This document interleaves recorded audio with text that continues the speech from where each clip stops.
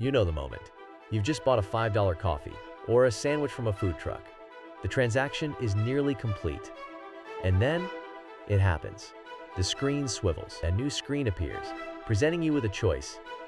18%, 20%, 25%, or the quietly judgmental no tip button. Your heart rate quickens. The person behind the counter is watching. The people in line behind you are watching. It's a moment of bizarre, low-stakes, high-pressure social theater. This is the new normal. It's called tipflation, and it's a symptom of a system that feels fundamentally broken. Why are we being asked to tip on transactions that never required it before? Why does the suggested percentage keep creeping up? And why does this whole exchange feel less like a gesture of gratitude and more like a mandatory, last-minute tax? The confusion, the resentment, the guilt, it's all part of what economists now call tipping fatigue. But how did we get here? How did a simple act of appreciation become a complex, anxiety-inducing obligation that only seems to exist in the United States? This wasn't an accident. It's not a modern invention. This awkward, confusing system is the direct result of a calculated design put in place generations ago to solve a very specific problem for a very specific group of employers. The answer lies buried in a single sentence of a landmark 1938 law, the Fair Labor Standards Act. This law, celebrated for establishing the minimum wage, had a carve-out, a loophole. It created something called the carve-out, tipped minimum wage, which officially codified an exploitative, post-Civil War business model into the American legal system. This is the moment the government gave employers a legal right to pay their workers less than a living wage, creating a permanent, two-tiered system. Because of this decision, the responsibility for paying a worker's salary was legally transferred from the employer to you, the customer. To understand why that iPad swivels, we have to trace this system back to its source. We're not just going back to the Great Depression. We're going back to the ashes of the Civil War, to a man who built a railroad empire on luxury, steel, and a revolutionary idea for how to avoid paying his workers. The story of American tipping begins not in a restaurant, but on a train. The year is 1867. The Civil War is over, and an ambitious Chicago industrialist named George Pullman sees a strategic opportunity. America needed to reconnect, to stitch itself back together. Pullman's vision was to build a palace car on wheels, a rolling hotel of unprecedented luxury for the nation's burgeoning business class. He designed opulent sleeper cars with velvet, mahogany, and brass. But here was Pullman's problem. Luxury service requires a huge amount of labor. You need attendants to make the beds, carry the luggage, shine the shoes, and serve the meals. Paying for that labor would eat into his profits. So Pullman devised a calculated solution that would change American labor forever. He decided to hire an entire workforce that he would barely have to pay. His strategy was to exclusively hire newly freed black men, many of them former slaves, to work as porters on his trains. This decision was brutally effective. Because these men had few other employment options in a deeply segregated America, Pullman could pay them a pittance, a token wage so low it was essentially meaningless. Sometimes, he paid them nothing at all. He understood that the real money for the porters would have to come from somewhere else. This is the origin of the American tipping model. George Pullman deliberately offloaded his labor costs onto his customers. He created the expectation that his wealthy, white passengers would provide a tip, a gratuity, to the black porters who served them. This wasn't just a financial transaction. It was a performance of social hierarchy. The tip reinforced the power dynamic between the passenger and the porter, echoing the master-servant relationship of the antebellum South. Pullman wasn't just saving money. He was selling a familiar social order as part of his luxury package. This business model, the Pullman Porter Model, was more than a clever accounting trick. It was a contagious idea. It introduced a radical concept into the American economy, that some workers weren't entitled to a full wage from their employer. Their income was someone else's responsibility. This idea would soon leave the rails and infect every corner of the American service industry. But as Pullman's model began to spread from the railways to restaurants and hotels, it met a fierce wall of resistance. This is because, to many early 20th century Americans, tipping felt profoundly, deeply, time un-American. It was seen as a toxic import from the aristocratic societies of Europe, a practice built on class hierarchy, not democratic respect. In America, the deal was supposed to be simple. You perform a service, and you are paid a fair, agreed-upon price. This wasn't just a quiet grumbling, it was a national crusade. Anti-tipping societies formed across the country, with members pledging to never give or accept a gratuity. The writer William Rufus Scott published a best-selling polemic in 1916 titled The Itching Palm, calling tipping a moral disease and a cancer in the breast of democracy. He argued that forcing workers to depend on the whims of customers created a dynamic of subservience, not service. It turned citizens into beggars. This movement had real political teeth. Because of this widespread public outrage, lawmakers took action. Between 1909 and 1918, 6 different states, including Washington, Georgia, and Iowa, passed laws that made it illegal to tip. Think about that. For a brief moment in American history, giving a waiter a tip could have gotten you arrested. But this rebellion, for all its passion, was destined to fail. It failed because it was an ideological fight waged by people who were, for the most part, financially secure. They were debating a principle. They weren't living the reality. The actual workers trapped inside this new economic model were fighting a completely different war, not for a principle, but for their very survival. While journalists and politicians debated the ethics of tipping, the Pullman Porters were living its consequences. They worked grueling hours, faced constant racial humiliation, and returned home with almost no actual wages. Their income was entirely dependent on the inconsistent generosity of white passengers.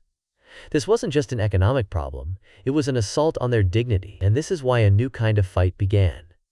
The architect of this fight was A. Philip Randolph. A publisher and labor organizer, Randolph was a brilliant strategist who saw the Pullman Company for what it was: a system of industrial-scale exploitation. He knew that asking for better tips was a fool's errand. It would only reinforce the porters' dependence. Randolph's objective was far more radical. He wanted to destroy the model itself. The only path to freedom, he argued, was a real, stable wage paid by the employer.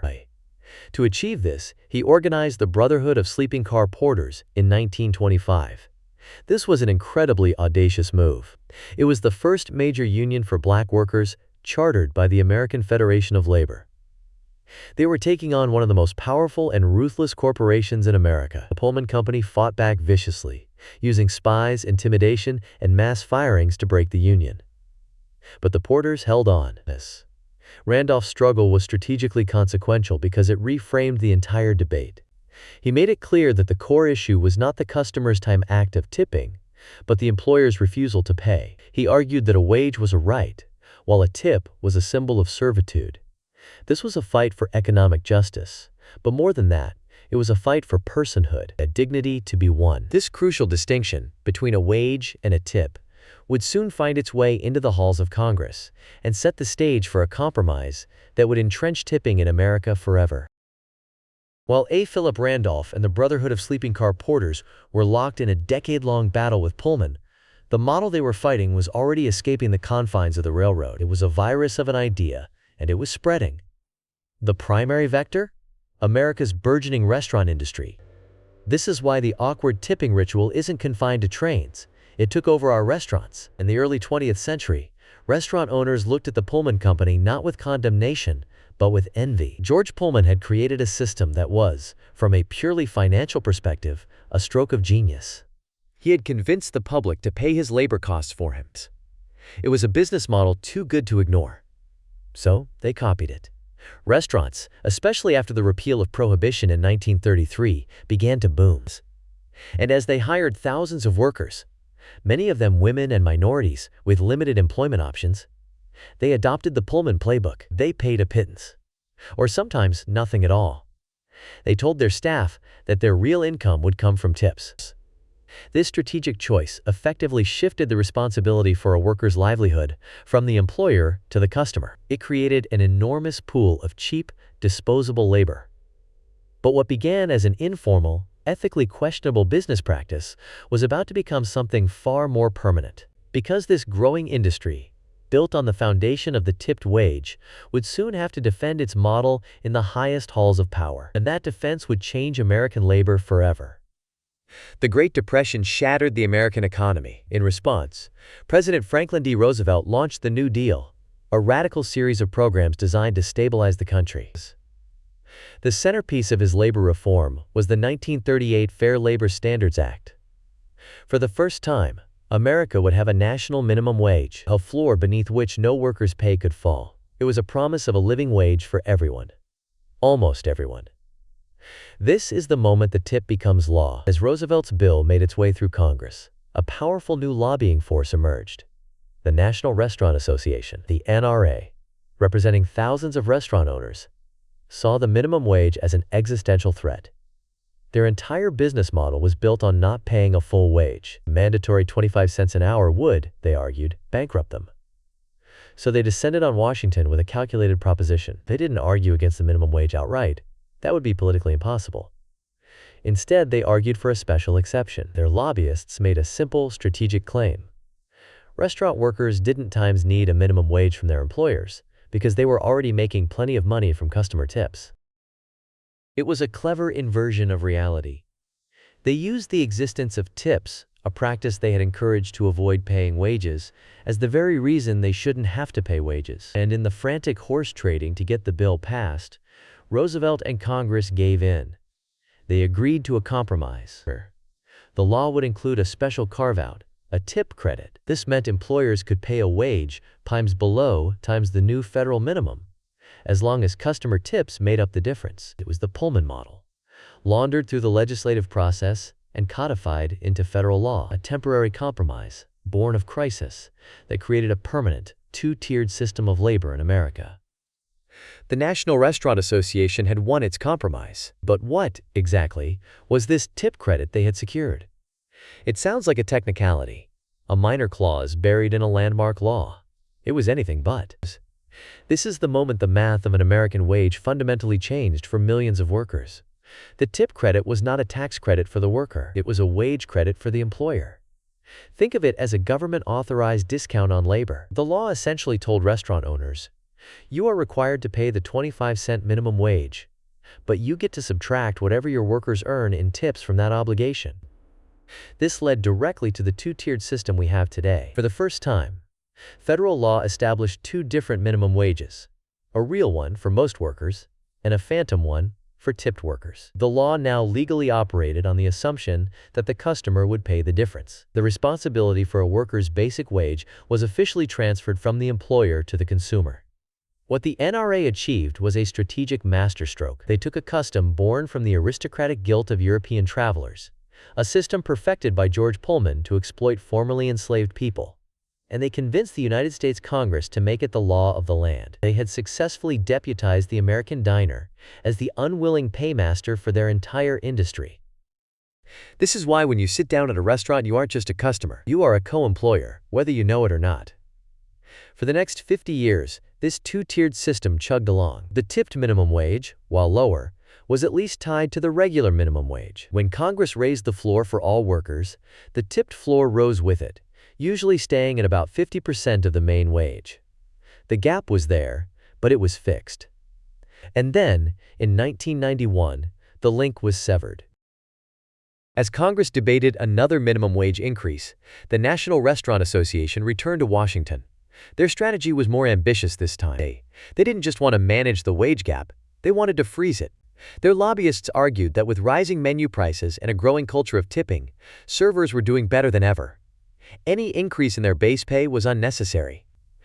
It was a highly effective argument. Congress agreed to a new arrangement. The regular minimum wage could continue to rise with inflation, but the tipped minimum wage would be uncoupled and frozen in place. The number they settled on was $2.13 an hour. This is the decision that causes the intense financial pressure you feel today. That number, $2.13, was not indexed to inflation. It was not set to rise ever again. It was frozen in time. For over 30 years, as the cost of everything has soared, the federal base pay for tipped workers has not changed by a single penny. The gap between the two wages is no longer a gap, it's a chasm. And that chasm is why the burden on the American customer has become so immense. The system now requires your tip not as a bonus for good service, but as the primary source of a worker's livelihood, by design. This brings us back to the present, back to the coffee shop. the restaurant, the bar. Back to that now familiar, awkward moment when the screen swivels toward you. The feeling of obligation you experience isn't just in your head. It's not just social pressure. You are feeling the weight of a century of calculated political decisions. What you are participating in is, quite simply, a government-sanctioned subsidy. Think about what a subsidy is.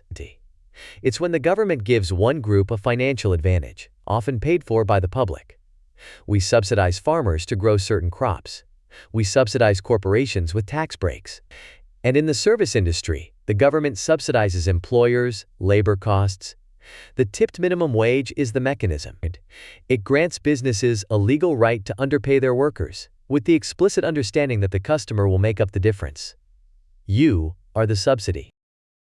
This is the direct legacy of George Pullman's Palace cars. His model, designed to shift labor costs from his company to his wealthy customers, was so effective that an entire industry adopted it. When Franklin Roosevelt's administration created the first national minimum wage, industry lobbyists, led by the National Restaurant Association, ensured Pullman's model was carved into federal law. And when they severed the link between the tipped and regular minimum wages in the 1990s, they froze that subsidy in place, creating the chasm that exists today. Because of this history, your tip is not a gift, it is not a bonus. It is the completion of a wage payment that an employer is legally excused from making. The awkwardness you feel is the quiet friction of a hidden transaction. You aren't just a customer. You are an involuntary co-employer, fulfilling your role in a system designed long before you were born. So the next time that tablet swivels, and your finger hovers over 18, 20, or 25%, you'll know exactly what's happening. You are looking at the final, modern expression of a post-Civil War labor strategy, codified by a New Deal compromise, and frozen in time by a highly effective lobbying campaign. You are closing a wage gap personally, because the law demands it. If you found this history eye-opening, hit subscribe for more deep dives into the hidden forces that shape our world, and leave a comment below. What part of this story surprised you the most?